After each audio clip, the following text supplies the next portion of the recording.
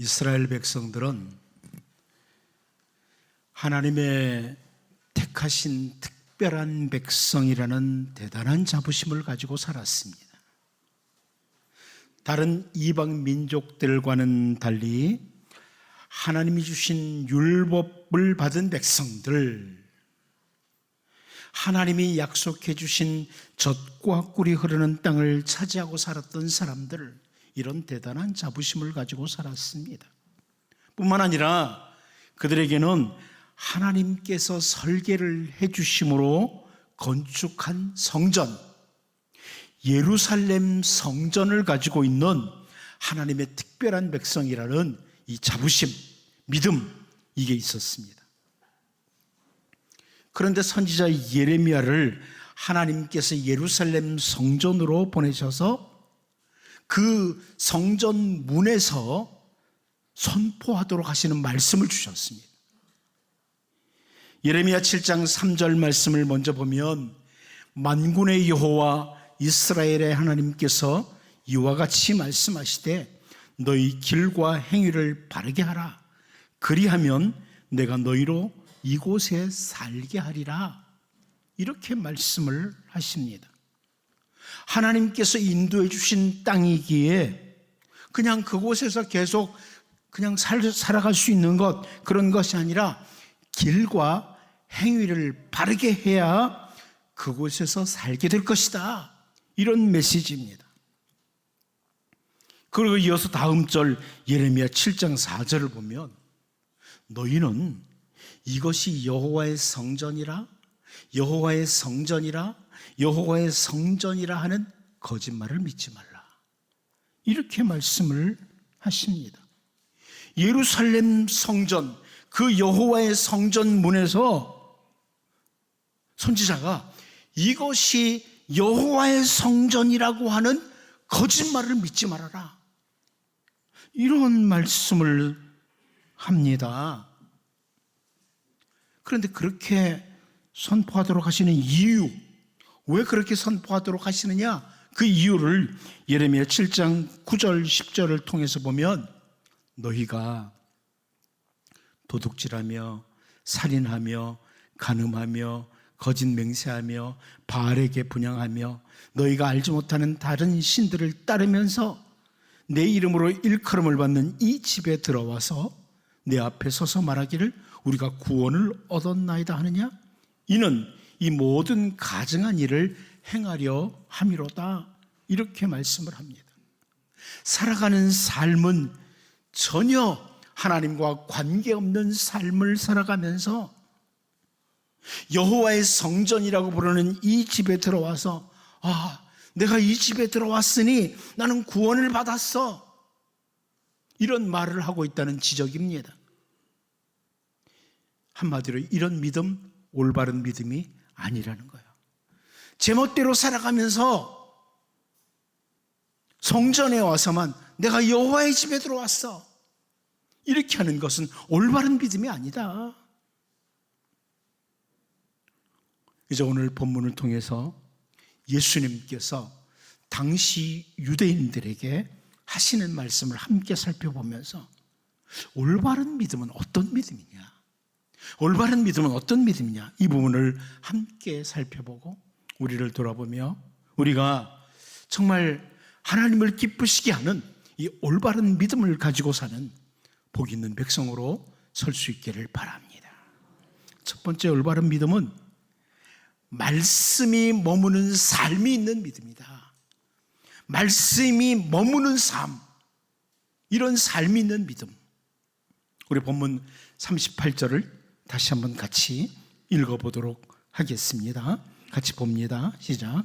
그 말씀이 너희 속에 거하지 아니하니 이는 그가 보내신 이를 믿지 아니함이라. 여러분, 이 구절을 바른 성경이 이렇게 번역해 주었습니다. 또 아버지의 말씀이 너희 안에 머물러 있지도 아니하니 이는 너희가 아버지께서 보내신 분을 믿지 않기 때문이다. 이렇게 번역을 해 주었습니다. 여러분, 이 예수님의 말씀을 듣는 유대인들은요, 상당히 충격을 받을 만한 표현이에요. 이 표현은 자기들은 하나님이 주신 말씀이 있다, 하나님이 주신 율법을 가진 자들이다, 그 말씀 가지고 살아가 있는 자들이다, 이런 상당한 자부심을 가지고 있던 유대인들에게 예수님께서 하나님의 말씀이 너희에게 머물러 있지 않다, 너희 속에 하나님의 말씀이 거하지 않는다, 이렇게 표현을 하신 겁니다. 여기 거한다는 이 헬라어 단어는요, 자리를 굳게 잡고 존재한다는 이런 의미예요. 너희가 말씀을, 율법을 듣고 말씀을 가지고 있는데 말씀이 너희 속에서 자리를 굳게 잡고 존재하고 있지 않다, 이렇게 지적을 하는 거죠. 하나님이 너희 안에 자리를 잡고 존재하지 않는다. 우리가 하나님의 말씀을 얼마나 많이 알고 있느냐, 혹은 하나님의 말씀을 얼마나 많이 이해하고 있느냐, 이게 중요한 것이 아니라는 의미예요. 어떤 분이 지적한 것처럼 우리가 살고 있는 이 시대에는 다양한 채널을 통해서 성경 말씀을 듣고 배우고 있어서 마치 말씀의 홍수 시대와 같은 이런 시대를 살고 있습니다. 다양한 채널로 우리는 말씀을 들을 수가 있어요. 그런데 실상 그 말씀이 우리 마음 중심에 자리를 잡고 그 말씀의 통치 아래 살아가는 사람은 거의 드문 시대, 그래서 말씀의 가뭄의 시대와 같다, 이렇게 할 수 있습니다.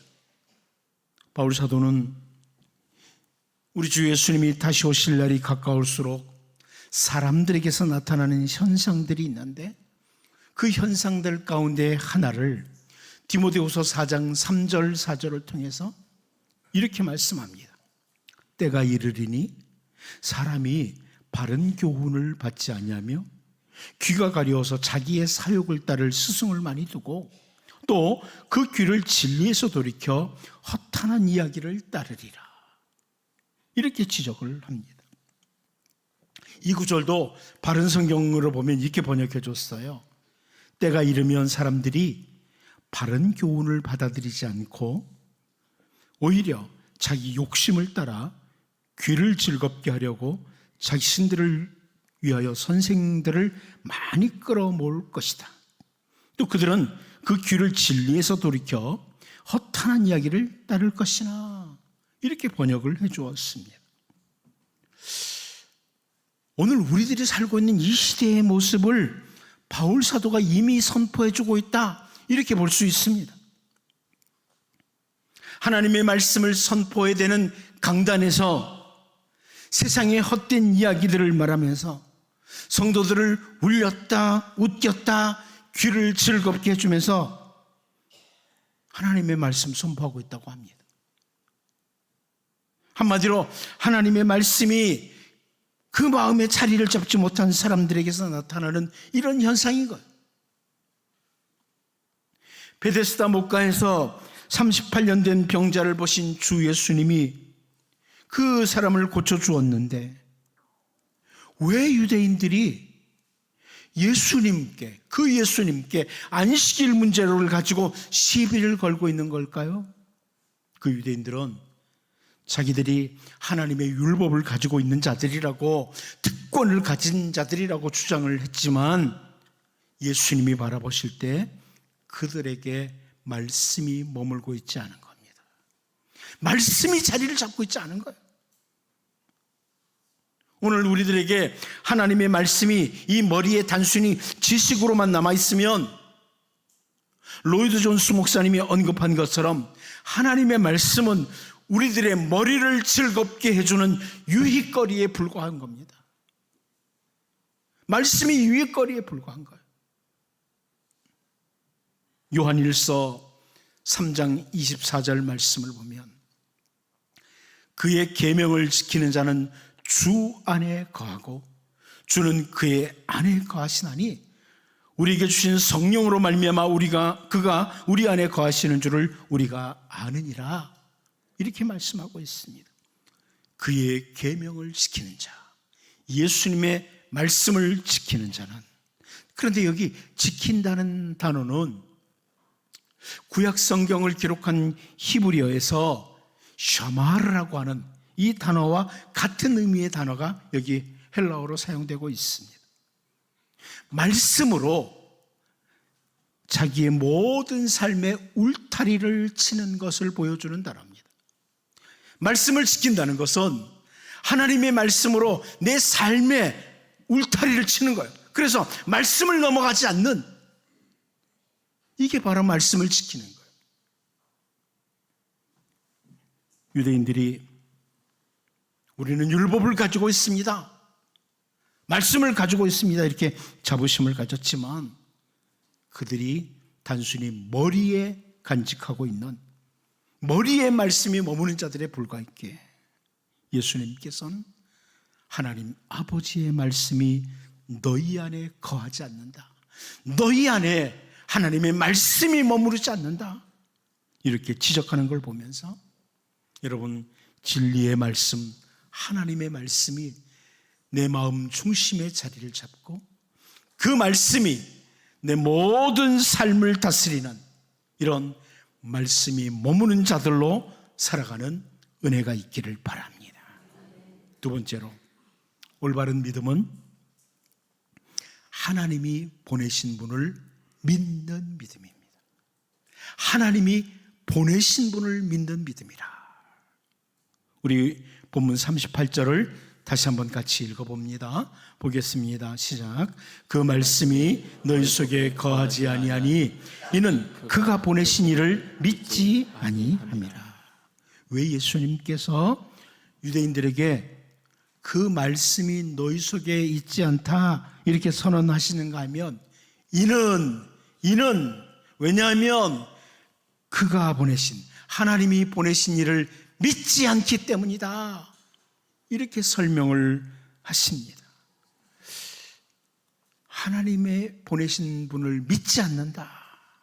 여러분, 그 구약에 북이스라엘 아합 왕 때, 아합이 죽고 나서 이 북이스라엘의 다음 왕이 아합의 아들 아하시아가 왕이 됩니다. 그런데 그 아하시아가 북이스라엘의 수도인 사마리아 다락난간에서 떨어지셔서 병이 들었습니다.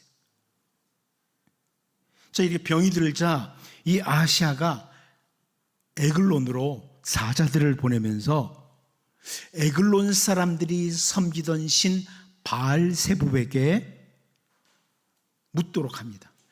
이 병에서 자기가 낫겠는지 물어보도록 사자를 보냅니다. 그때 열왕기 1장 3절 말씀을 보면 여호와의 사자가 디셉 사람 엘리야에게 이르되 너는 일어나 올라가서 사마리아 왕의 사자를 만나 그에게 이르기를 이스라엘에 하나님이 없어서 너희가 에그론의 신 바알세붑에게 물으러 가느냐, 이렇게 말하도록 합니다. 이렇게 지적을 하는 거예요. 아니, 이스라엘에 하나님이 없어서 저 에글론으로 이 에글론의 거짓 신에게 물어보려고 사람 보내느냐. 요즘 말로 말하면 우리 예수 믿는 사람들이 참 문제가 심각하고 어려우니까 자기 문제를 가지고 무당에게 가서 점치는 것과 비슷한 거죠. 그래서 선지자 엘리야를 통해서 하나님은 그 병으로 아하시아가 반드시 죽을 것이라고 선포를 하도록 하십니다. 왕이 이 병으로 죽을 거다. 자, 그 말을 듣고 아하시아가 군사 50명과 50부장을 선지자 엘리야에게 보내요. 열왕기 1장 9절을 보면 이에 50부장과 그의 군사 50명을 엘리야에게로 보내매 그가 엘리야에게로 올라가 본즉 산 꼭대기에 앉아 있는지라 그가 엘리야에게 이르되 하나님의 사람이여 왕의 말씀이 내려오라 하셨나이다. 자, 이렇게 말을 합니다. 50부장과 그 50인 군사들이 와가지고 선지자 엘리야에게 하는데 뭐라고 불러요? 하나님의 사람이여 라고 부릅니다. 하나님의 사람이여. 그런데 선지자 엘리야가 다음 절 열왕기 1장 10절을 보면 엘리야가 50부장에게 대답하여 이르되 내가 만일 하나님의 사람이면 불이 하늘에서 내려와 너와 너희 50명을 살을지로다 하며 불이 곧 하늘에서 내려와 그와 그의 군사 50명을 살랐더라. 이렇게 말씀을 해줍니다. 왜 이런 일이 있을까? 구약학자들이 이 부분을 이렇게 설명합니다.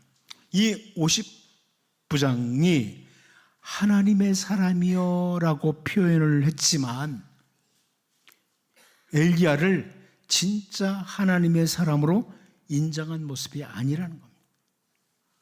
오히려 스스로 하나님의 사람이라고 자칭하는 자여, 이렇게 경멸하려 하는 태도라는 겁니다.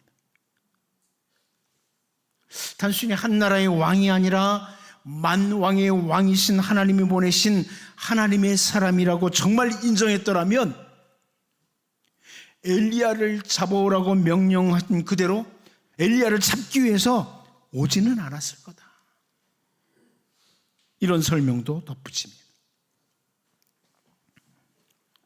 자, 이렇게 하나님의 사람을 하나님의 사람으로 인정하지 않는 것, 이런 모습. 또 우리는 선지자 예레미야가 하나님의 보내심을 받고 유다 백성들에게 말씀을 선포할 때 유다의 왕을 비롯해서 많은 유다 백성들이 예레미야를 하나님이 보내신 사람으로 인정하지 않았던 것도 압니다. 하나님의 사람으로 인정하지 않는 겁니다. 그런데 오늘 본문 37절을 보면 예수님은 하나님 아버지를 가리켜서 나를 보내신 분, 이렇게 말씀합니다. 하나님은 나를 보내신 분이시다. 예수님은 죄로 말미암아 영원한 형벌 아래에 있던 우리들을 구하시기 위해서 하나님께서 보내신 메시아, 구원자이십니다. 그런데 유대인들이 하나님이 보내신 분 주 예수 그리스도를 믿지 않고 있는 겁니다. 우리의 올바른 믿음이 뭐냐? 우리의 구원의 길은 하나님 아버지께서 보내신 메시아 주 예수 그리스도를 믿는 믿음입니다. 이게 올바른 믿음, 예수님을 믿는 믿음. 내 실력, 내 특별한 행위를 가지고 구원을 받는 것이 아니라 올바른 믿음은 오직 예수님, 하나님이 보내신 메시아 주 예수님을 믿는 믿음이 올바른 믿음입니다. 그리고 더 나아가서 저는 하나님이 보내신 사람들, 하나님이 세우신 사람들을 인정하는 것 또한 성도들에게 올바른 자세라, 올바른 믿음이라 이렇게 봅니다.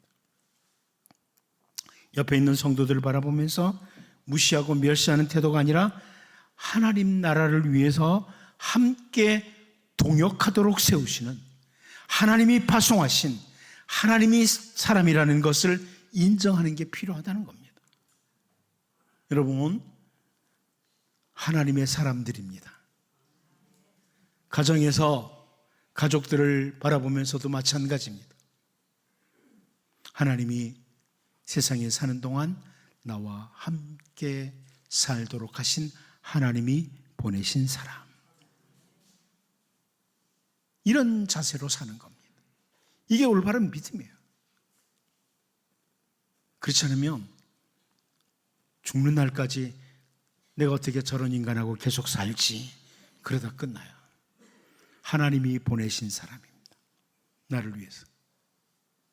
이제 유대인들이 하나님께서 보내신 여러 명의 선지자들도 믿지 않았지만 메시아이신 예수 그리스도를 믿지 않았던 것, 이것을 지적하는 것을 보면서 여러분, 우리가 예수님을 믿는 믿음 위에 더욱 든든히 서고 더 나아가서 하나님께서 파송하신 하나님의 사람들을 인정하는 올바른 믿음의 사람으로 살 수 있기를 바랍니다. 마지막 한 가지 더 봅니다. 올바른 믿음은 성경을 올바로 받아들이는 믿음이다. 성경을 올바로 받아들이는 믿음이다. 이렇게 말씀할 수 있습니다. 본문 39절을 같이 다시 한번 읽어봅니다. 보겠습니다. 시작. 너희가 성경에서 영생을 얻는 줄 생각하고 성경을 연구하거니와 이 성경이 곧 내게 대하여 증언하는 것이니라. 아멘. 예수님께서 유대인들을 향해서 성경을 연구하는 것 자체가 잘못되었다 이렇게 지적하는 것이 아닙니다. 성경을 자세히 연구하는 태도는 아주 귀한 자세입니다. 그런데 이들이 성경을 그렇게 붙들고 연구하면서도 성경에서 일관적으로 증언하고 있는 예수님을 발견하지 못하고 예수님을 만나지 못하는 것, 그것을 지적하는 겁니다. 여러분, 하나님의 말씀인 성경은 창세기에서부터 요한계시록까지 예수 그리스도가 주인입니다. 예수 그리스도 중심이에요. 성경이 일관적으로 증언하고 있는 것, 예수 그리스도입니다.